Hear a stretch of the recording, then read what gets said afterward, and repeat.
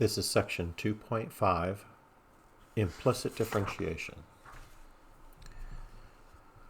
Now, most of the functions you've dealt with in your life have been expressed in their explicit forms. That is, something like this, where y is written explicitly as a function of x, like this.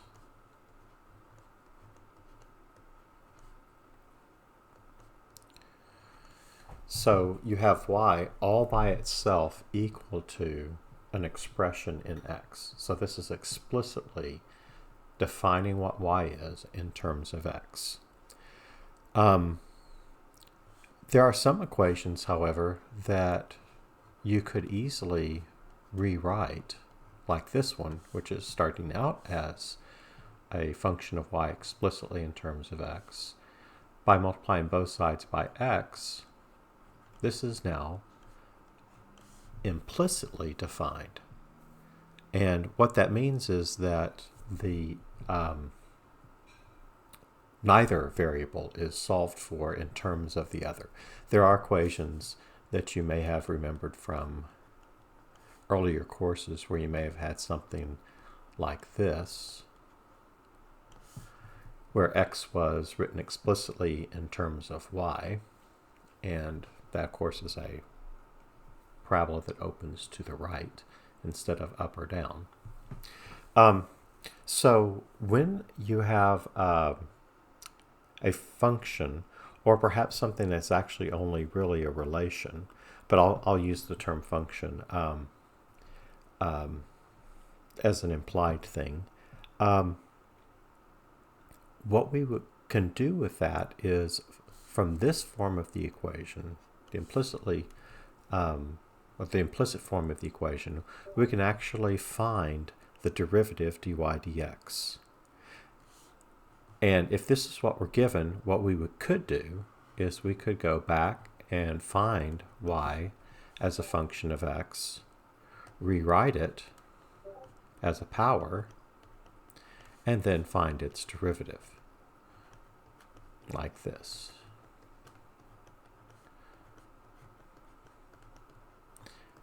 And that's not that hard to understand how to do.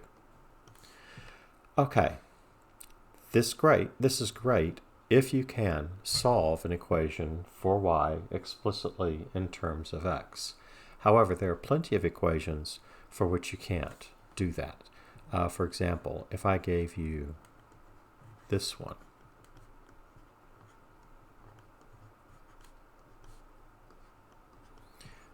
I'm pretty sure that nobody knows how to solve this equation for y explicitly in terms of x. It's just impossible to do. In fact, most of the time, if you have a mixture of types of functions, like algebraic, trigonometric, logarithmic, exponential, you usually can't make much headway algebraically if you're asked to solve them when there's a mixture of those things in it. So if we want to find the derivative of something like that, we have to use something called implicit differentiation. So it won't have to be in its explicit form to find the derivative. We can find it implicitly. Let's take the equation above that we started with, the first implicitly defined function, and let me show you the technique of implicit differentiation. What we're going to do is add to the list of things that you can do to both sides of an equation, namely, we're going to add to our list that includes things like you can add the same thing to both sides, multiply both sides by the same thing, etc. We can take the derivative on both sides of the equation with respect to x. Now, it's very important that you pay attention to the variable with which you're with respect to what variable you are taking the derivative, because that matters. We're going to infer that y is a function of x that we may or may not be able to solve for y explicitly, but we're going to say that there's something out there that we would understand to be y equals something. And so as far as x is concerned, y is just some unknown function of x. So in doing the derivative on the left side, we'll use the product rule. So x, first function, times the derivative of the second. The derivative of y with respect to x is dy dx. Plus the second function, y, times the derivative of x. The derivative of x with respect to x is 1. And of course the derivative of a constant is 0. So if I were to solve for dy dx, I might subtract y from both sides and divide both sides by x. And there would be an implicit derivative for our implicitly defined function. If we do know how to solve for y, which we do know how to in this one, we can write that derivative explicitly in terms of x by substitution. So substituting 1 over x in for y and simplifying, you get the opposite of 1 over x squared. Of course, the same answer we got before. So that's the gist of implicit differentiation, is you differentiate both sides of the equation as they are with respect to x, keeping in mind that when you're doing the derivative of y, it's an unknown function. So that's going to act kind of like you did when we were talking about chain rule. Y is just some unknown function of x, and its derivative is dy dx. Okay, so let's do one that's a little bit more complicated. How about the one up there? It's probably the most complicated thing I've written for you to find the derivative for. Let's do this one. I'm going to rewrite it so that I can move the screen and have all the work visible down below. Now, since I can't solve this one explicitly for y, it's impossible, I'm not going to worry about the whole idea of writing the derivative answer in terms of only x. The implicit form of the derivative will be the best we can do.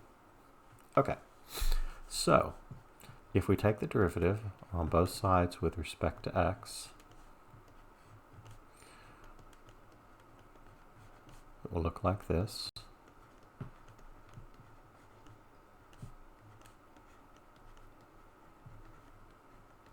And so again, that d dx symbol means we're doing something to what's behind it. It means it's an action, it's a verb.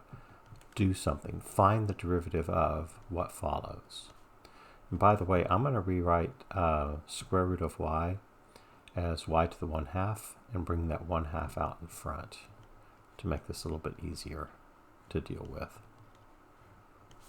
Okay, so the derivative of the first item is, since it's a product, will be first function times derivative of the second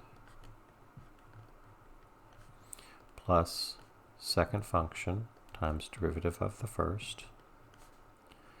Then the derivative of cosine of something is negative sine of that something, and because of the chain rule, they multiply by the derivative of that something, dy dx, minus the derivative of tangent x is secant squared x, equals the derivative of e to the x is coolest function ever, e to the x,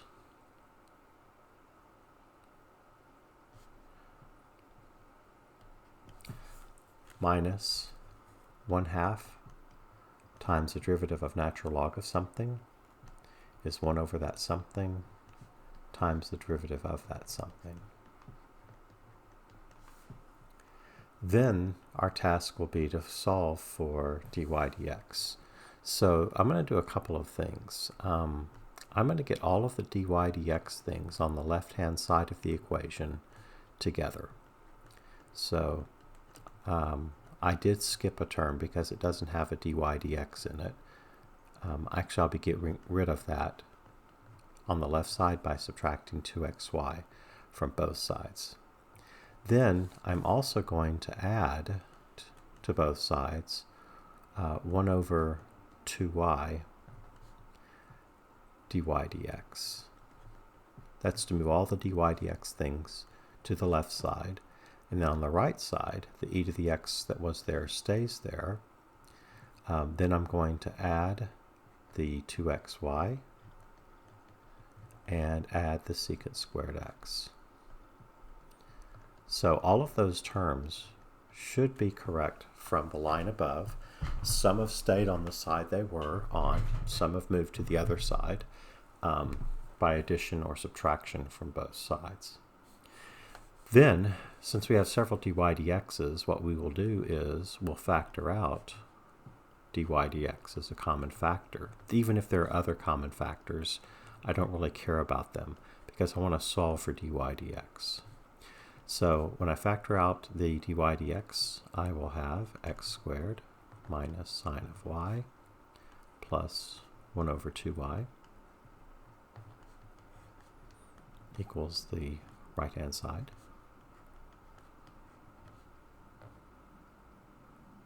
Oh, I see that I made a mistake. Let me go back and fix that. Sorry about that. I probably said the correct thing and just did the wrong thing.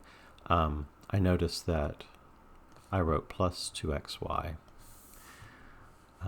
which of course is incorrect, because on the left side of the equation it was positive. So if I subtract it from both sides, it'll make it negative on the right-hand side. Let me double check I didn't make any other errors like that. Okay, that looks good. Okay. All right, I think the rest of it's fine. So please take my apology for that mistake. But luckily I caught it and it didn't stay there for very long after all. And then to solve for dy dx, since it's multiplied by something, we'll have to divide both sides by that something to get dy dx isolated, solved for.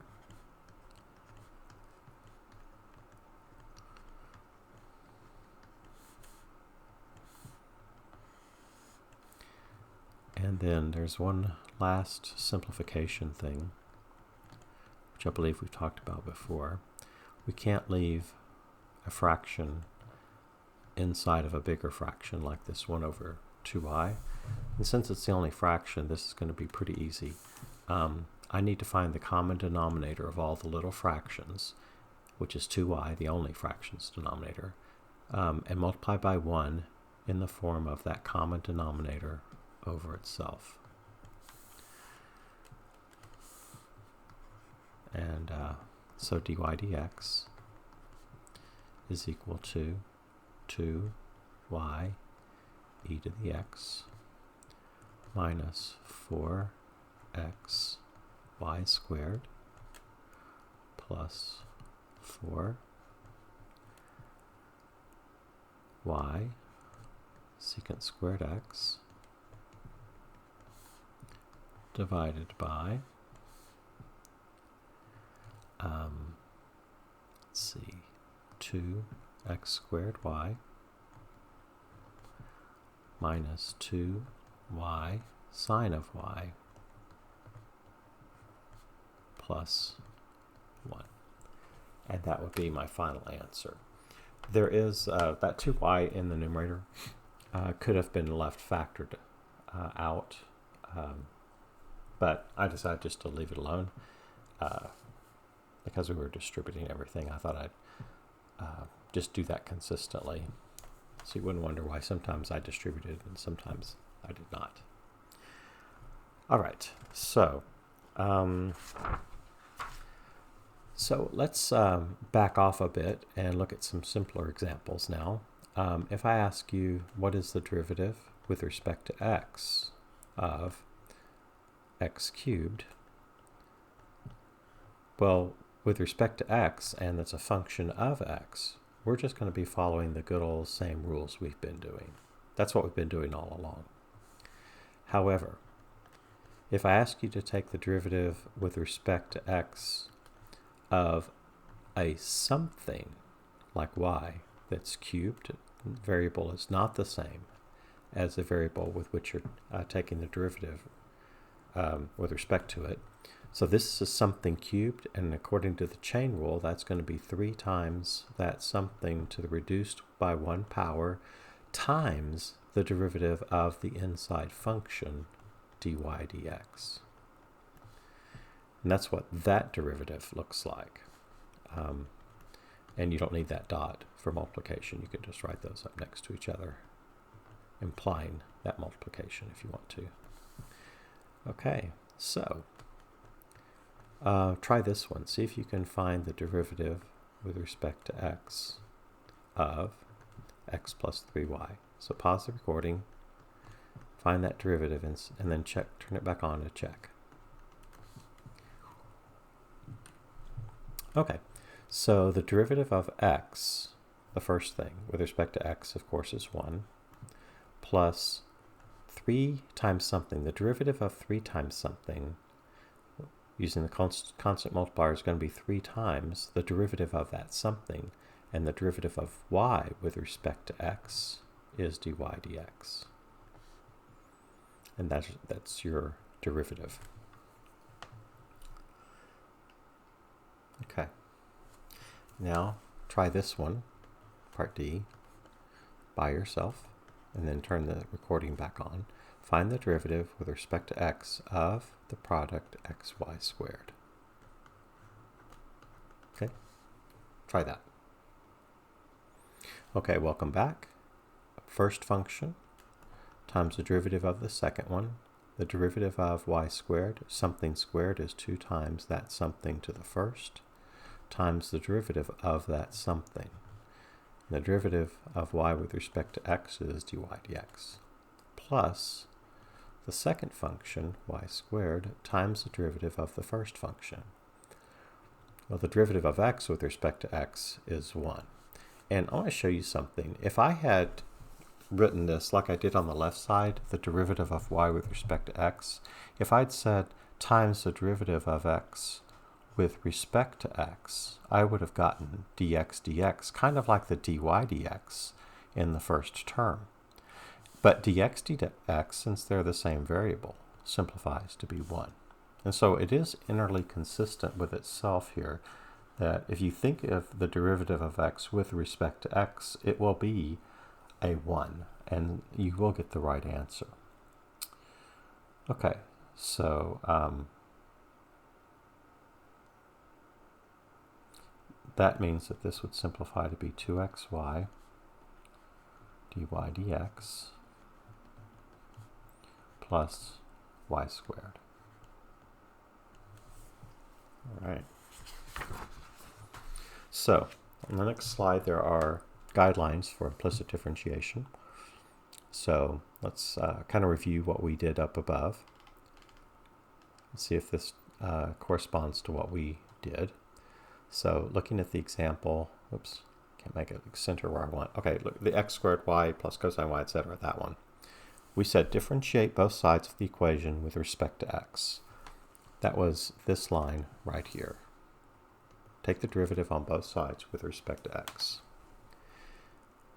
2. Collect all terms involving dy dx on the left side of the equation and move all other terms to the right side of the equation. That's what we did right here. After, of course, doing the derivative in that middle step. So it's not to be neglected. They just assumed that you would, when they said differentiate both sides, that you would actually follow through and do the derivative. Then 3, factor dy dx out of the left side of the equation, which is what we did in this line right here. And then solve for dy dx, which involved division in this step right here. And of course, then we simplified, which you should always simplify your answers, even if the directions do not say so. That's just an implied thing that you should know since algebra, that you always want to simplify everything. All right, so let's try, or have you try this one. Y cubed plus y squared minus 5y minus x squared equals -4. Okay, so turn off the recording, go through those 4 steps, and then turn on the recording and see if you got the correct answer. Okay, so the first step would be to differentiate on both sides of the equation with respect to x. And you know it's with respect to x because usually the directions will say find dy dx, and whatever that denominator differential is the derivative, the variable that you used to find the derivative with respect to it.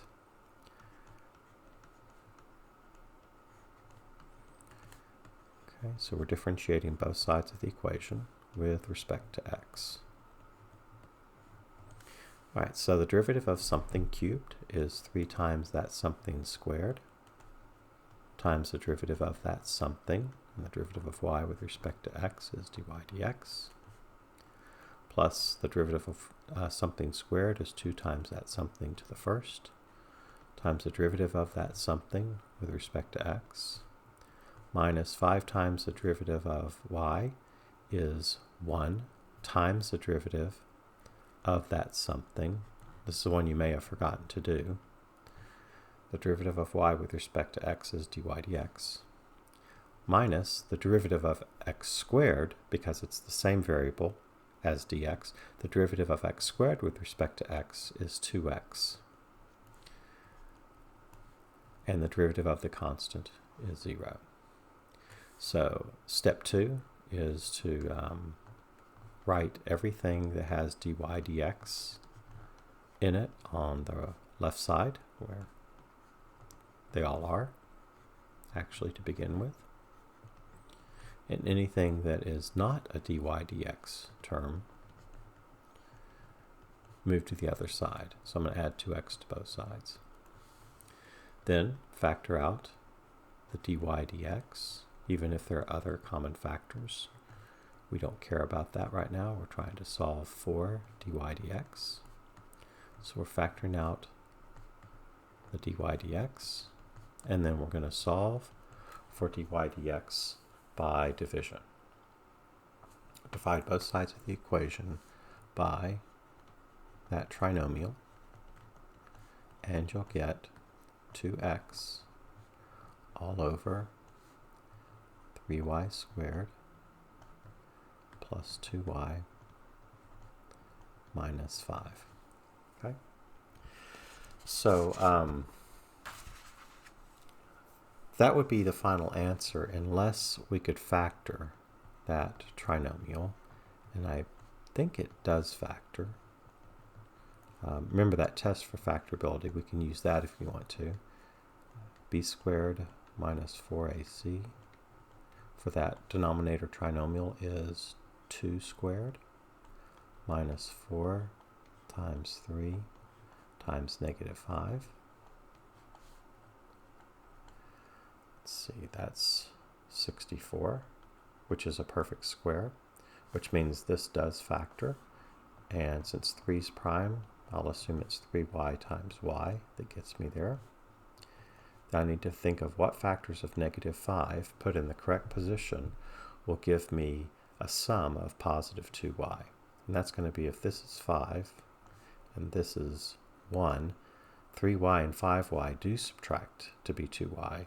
I have to make sure that the 5 is positive, so plus 5y, and the 3y would be negative, so y minus 1. Yes, that's correct. And so that's my final answer for that one. Okay, so moving on to the next slide. To see how you can use an implicit derivative, consider the graph of the figure in 2.27. So take a look at that. I assume that I put this in the notes. From the graph, you can see that y is not a function of x because it doesn't pass the vertical line test. Even so, the derivative found in example 2 gives a formula for the slope of the tangent line at a point on this graph. Okay, so did we do that? Yes, that was the one we just did. Y cubed plus y squared minus 5y minus x squared equals negative 4. That's what's graphed. The original function for this problem we just finished is the derivative of that function. So it can be used to find the slope of the tangent line to that curve anywhere on that curve, well, as long as we don't divide by 0. So let's just do a couple of examples. What's the slope of the curve at the point when the curve is at the point 2, 0. So notice I need to evaluate with this derivative with regard to knowing both x and y, because both x and y are needed to find my derivative answer. So because x is 2, this will be 2 times 2 over, since y is 0, this will be 3 times 0 plus 5 multiplied by 0 minus 1,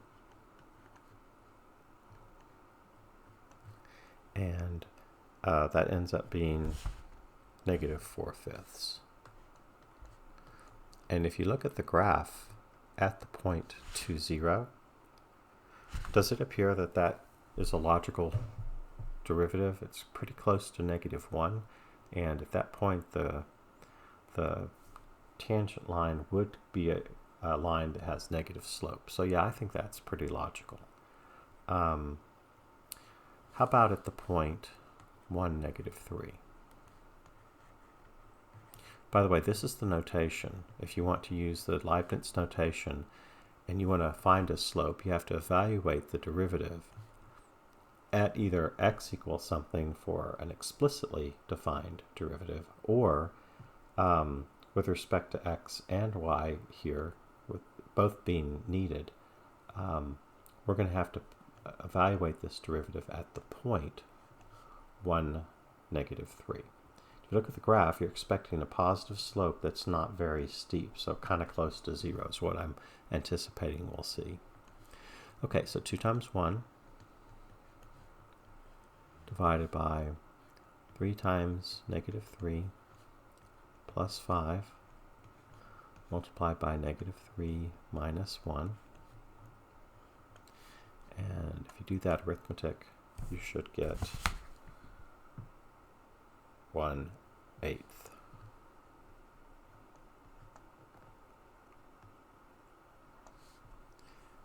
Okay, so that makes sense. Okay. So, looks like we have done pretty well. Let's do 2 more of those. What's the slope? And this time it's going to seem kind of odd, but actually it ends up not being necessary to. In this one case, we don't need to say what x and y are. In this particular example, if x happens to be 0, we'll have 2 times 0 over whatever, something times something, as long as that something isn't 0. So when x is 0, we can't let y be 1 or negative 5/3.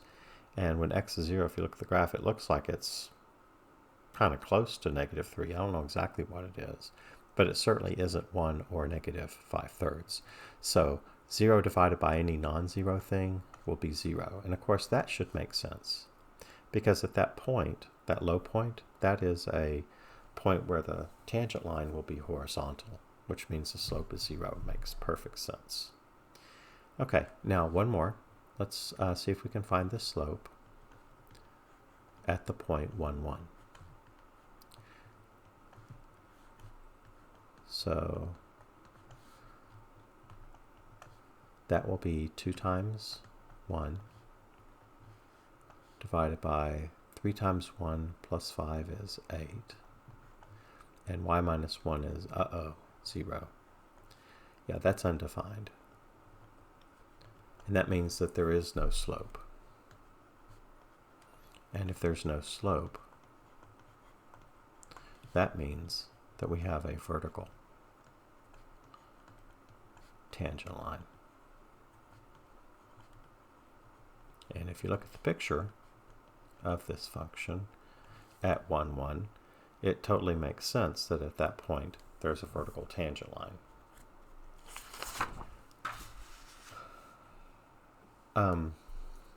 Now, in the next slide, it says it's meaningless to solve for dy dx in an equation that has no solution points.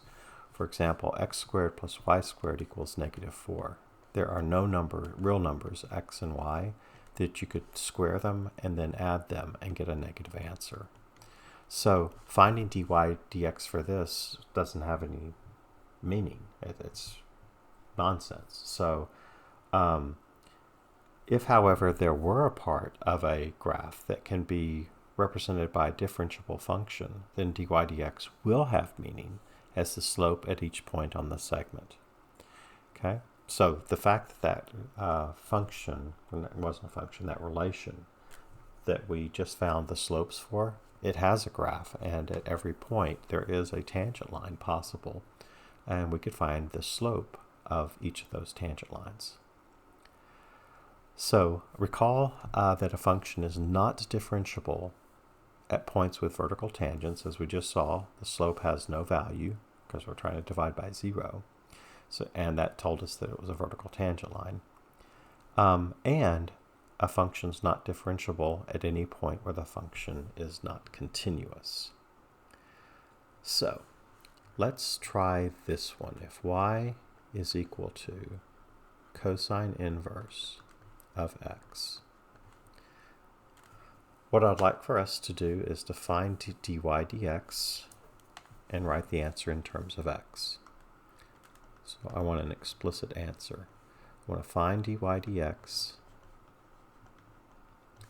in terms of x.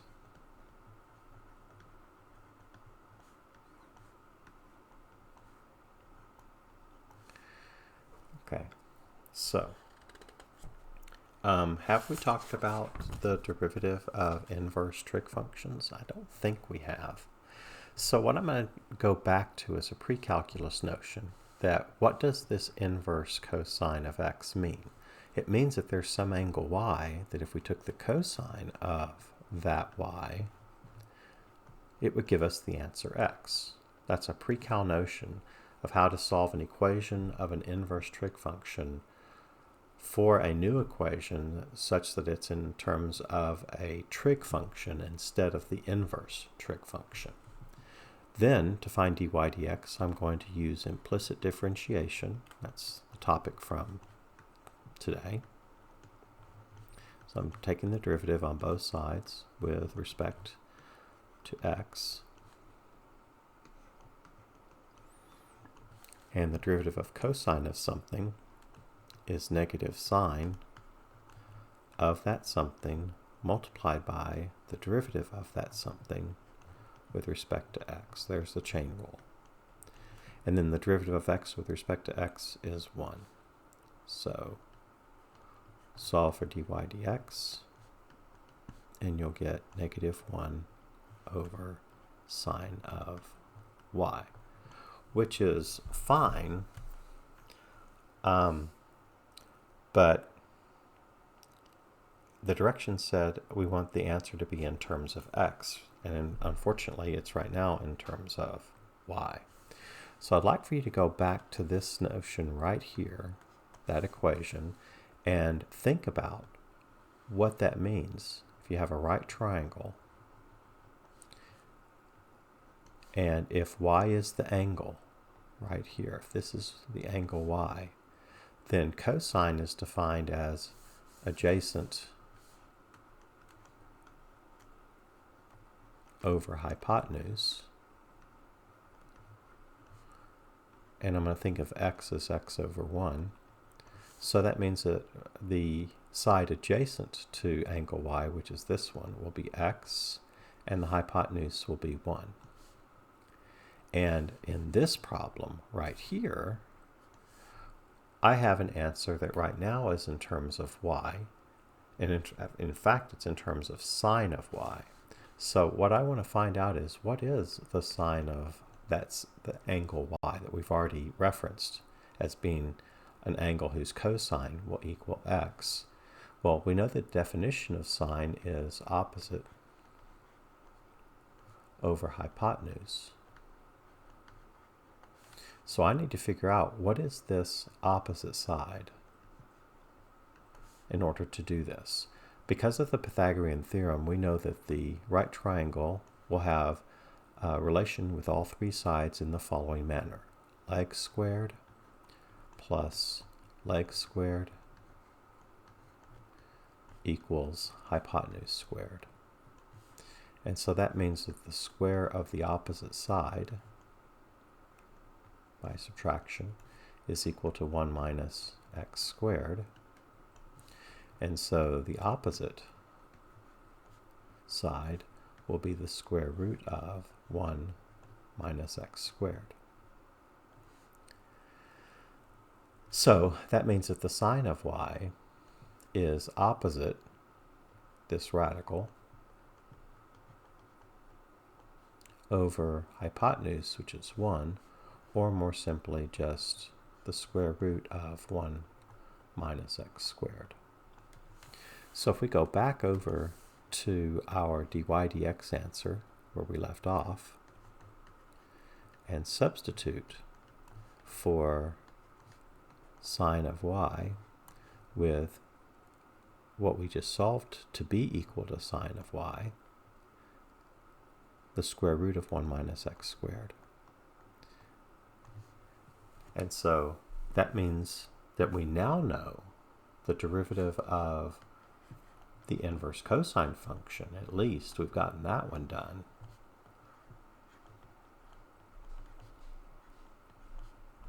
Is negative 1 over the square root of 1 minus x squared. In fact, that's how you could approach doing all 6 inverse trig functions of x. You could do this exact same kind of process. Notice that the answer for the derivative of the inverse trigonometric function is an algebraic function. When you have a polynomial like 1 minus x squared and the square root of that, still algebraic, and 1 divided by that algebraic expression itself is algebraic. And so, anyway, kind of an interesting answer that the derivative of an inverse trig function is algebraic. Okay, so let's go to the next example. We're about to run out of room.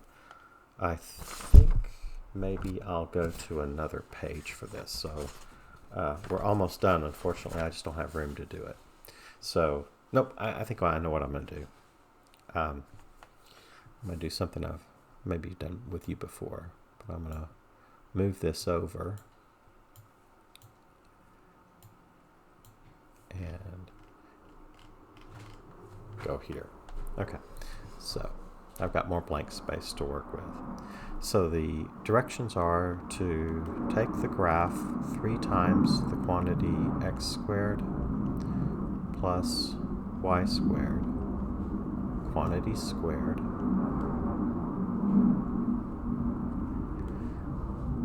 which is equal to 100 xy. And we're to determine the slope of the graph, find the slope of the graph when we're at the point on the graph 3, 1. Okay, all right. Very abbreviated version of that question up above, just so I can look at the screen and not keep looking back at the piece of paper where I have this written. Okay, so to find the derivative, which is how we get to the slope, we're going to use the implicit differentiation technique. So we're going to start by taking the derivative on both sides with respect to x.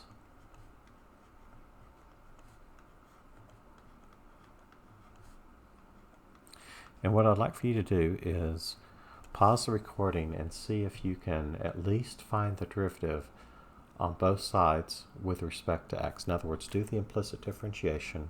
Don't forget the chain rule. I'll come back in a second. Pause the recording. Well, I want you to come back after you've done it and see how you did. So pause the recording now. All right, well, let's see how you did. The constant multiple rule means that 3 times whatever's behind it, the derivative of that will be 3 times that thing behind its derivative. I know it wasn't very good English, but hopefully you get the idea.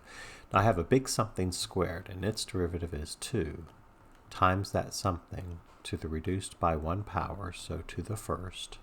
Then the chain rule kicks in and says times the derivative of the inside something. The derivative of x squared with respect to x is simply 2x, plus the derivative of something squared with respect to x is 2 times that something to the first power times the derivative of that inside something, derivative of y with respect to x.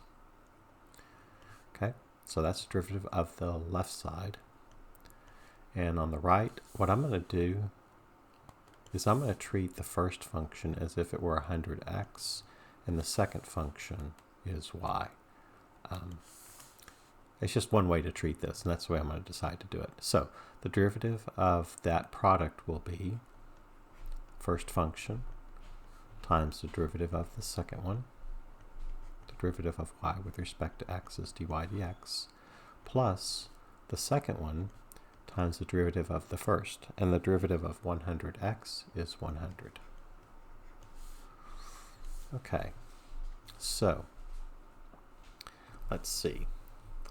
I think what I'm going to do next is let me see. I think what I want to do is I'm thinking, hold on. Trying to decide how I want to do that. Yeah, okay. I'm going to go ahead and slow myself down a little bit and not do much on this first line. I'm just multiplying basically 3 times 2. And then that will be distributed. So that answer will be multiplied by 2x plus, and then that same thing when distributed will be multiplied by the 2y dy dx.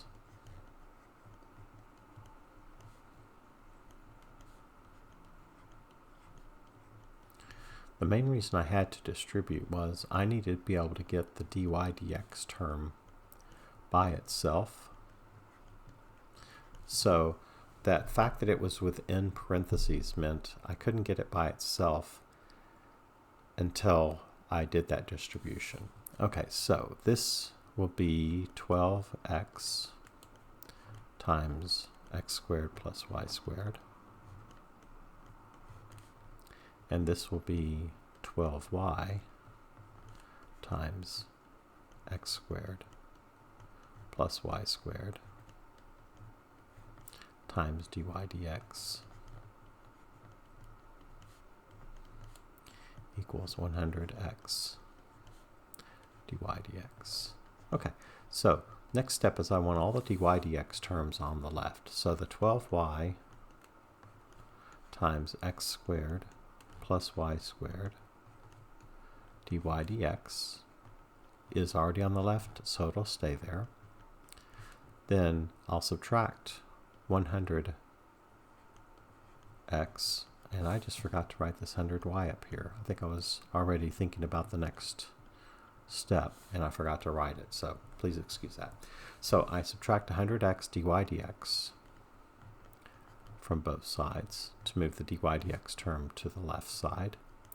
Then on the right, the 100y is already on the right with no dy dx, and I'll subtract 12x times x squared plus y squared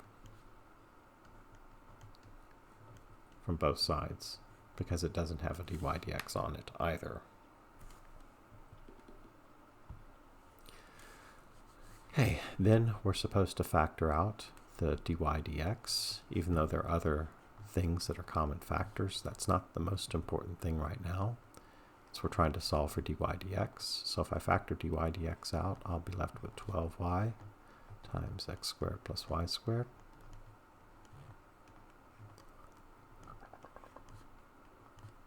minus 100x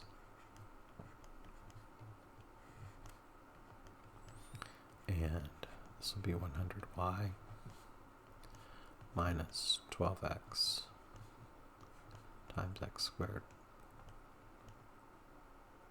plus y squared. Okay, now then,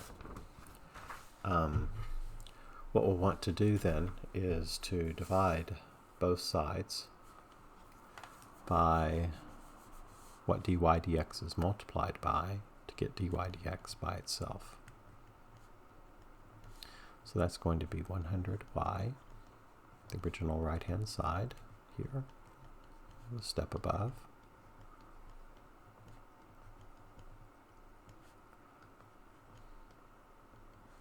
divided by 12y times x squared plus y squared minus 100x. And let me see, I could factor out, I believe 4 is a common factor for all terms. So I'm going to factor out the 4, leaving 25y minus 3x times x squared plus y squared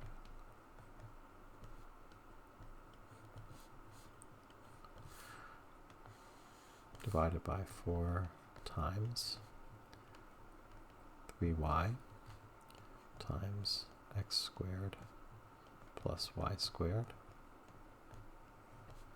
minus 25x.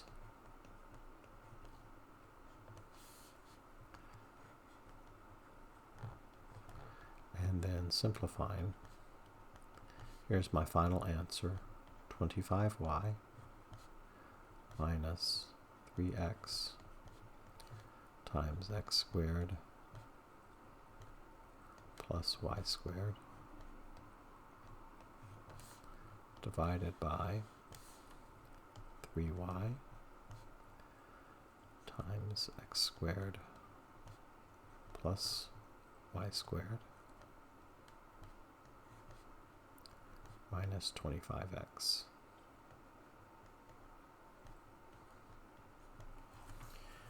Okay, so there's that one. Okay, now the graph of that it's not function, but the graph of that relation is a lemniscate. I'll do my best to make it look good. Really takes computer graphics to draw things like this so that they look really decent. It's that lemniscate. And I want you to know that there is a point on this lemniscate at 3, 1. And what I'd like for us to do is to find the slope of that curve at 3, 1, which is what the original directions said. So the slope will be calculated by taking our derivative answer and evaluating it. That's what the vertical bar means, is evaluate what's in front of it when you're at the point 3, 1, which means when x is 3 and when y is 1. So by substitution, that's 25 times 1 minus 3 times 3 times 3 squared plus 1 squared divided by 3 times 1 times 3 squared plus 1 squared minus 25 times 3. Okay, and do that arithmetic, and you should get 13 ninths. And to me, it sort of makes sense, if you think about it, that the slope of this tangent line to that curve would have a positive slope. And it's reasonable that it would be somewhere between 1 and 2. which 13/9 is between 1 and 2. So that's reasonable. The picture's not good enough to determine if that's perfect or not, but it certainly doesn't contradict what I expect. Okay, so that ends this lesson. I will see you in class.